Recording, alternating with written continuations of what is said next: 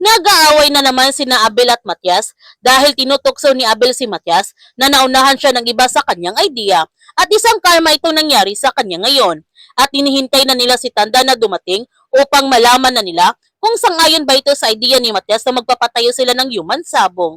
Ngunit nagulat sila nito na si Samuel ang dumating.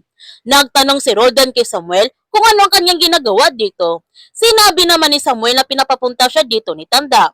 Pero hindi naniniwala si Jacob nito. Kaya tinawagan na nga ni Roldan si Tanda at sinabihan niya si Tanda na nandito si Samuel sa kanilang meeting. Totoo ba ang kanyang sinabi na siya mismo ang nagpapunta kay Samuel dito? Napahiya naman ang magkapatid dahil pinagilitan sila ni Tanda sa kanilang kabubuhan. Malalaman kaya ni Samuel kung saan ang kanilang board meeting kung hindi siya nagutos kay Samuel. At para sa kanilang kaalaman, bata rin niya si Samuel. At mula ngayon, si Samuel na ang magsasalita para sa kanya. Si Samuel na rin ang magsasabi sa kanila kung ano ang mga magiging desisyon niya. Ipinaalam na nga ni Samuel sa lahat ang desisyon ni Tanda na hindi pwede matuloy ang human sabong dahil malalagay lamang sa peligro ang grupo ng Bakunawa.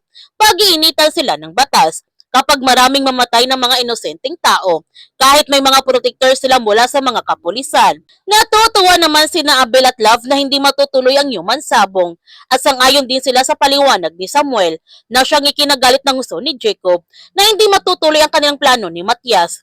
Kaya humantong na sila sa butuhan kung sino ang sang-ayon o hindi sa human sabong. Natalo naman sina Matias at Jacob sa butuhan dahil sang-ayon si Roldan sa desisyon ni Tanda na hindi matutuloy ang human sabong. Kaya titindi na nga ang pagtatampo ni Jacob sa kanyang kuya Roldan na hindi siya nito kinampihan. Sinugod na nga ni Jacob si Samuel upang bubugin ito. Buti na lamang inawat kagad ni Roldan ang kanyang kapatid. May idea si Pastor na sina Jacob at Samuel na lamang ang magyuyuman sabong. Doon silang magpapatayin sa isa't isa. Ngunit kailangan nila magpustahan ito upang magkapera din sila. Pumapayag naman sina Samuel at Jacob sa idea ni Pastor na magyuyuman sabong silang dalawa.